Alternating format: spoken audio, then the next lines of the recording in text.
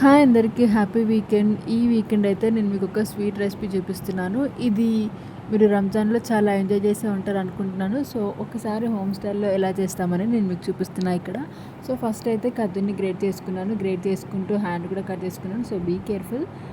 And ఆ తర్వాత dry fruits అన్నిటిని మంచిగా కట్ చేసుకోవాలి చిన్న చిన్న పీసెస్‌గా.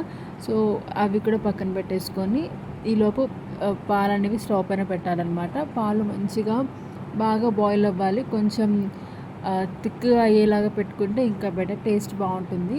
తర్వాత ఘీ వేసేసుకొని డ్రై ఫ్రూట్స్ అన్నిటిని రోస్ట్ చేసుకోండి.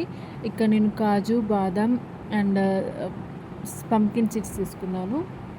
సో, వాటన్నిటిని మంచిగా రోస్ట్ చేసుకొని ఆ తర్వాత అదే ఘీలో కద్దుని కూడా రోస్ట్ చేసేసుకోండి.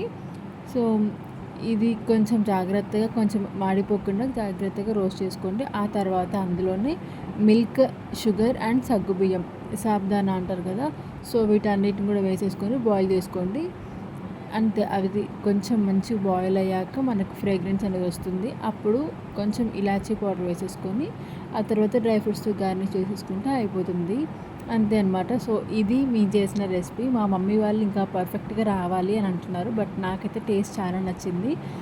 అండ్ అందులో కొంచెం కోవా యాడ్ చేసుకోవచ్చు అండ్ మిల్క్ మేడ్ ఏదైనా యాడ్ చేసుకోవచ్చు. యాక్చువల్‌గా మాకు ఏది దొరకలేదు. సో, జస్ట్ ఇలా కానిచ్చాము. టేస్ట్ అయితే చాలా బాగుంది. పర్ఫెక్ట్‌గా ఉన్నాయి అన్నీ. మీరు కూడా ఒకసారి ట్రై చేసి మీకు ఎలా వచ్చిందో చెప్పండి. అండ్ ఇందులో ఇంకేం యాడ్ చేస్తే బాగుంటుందో కూడా నాకు కమెంట్ చేసి చెప్పండి. అంతే. సో, ఖచ్చితంగా ఈ వీకెండ్‌కి ట్రై చేసి ఎలా ఉందో మాత్రం కమెంట్ చేయడం మర్చిపోకండి. అంతే. వీడియోకి బాయ్ బాయ్.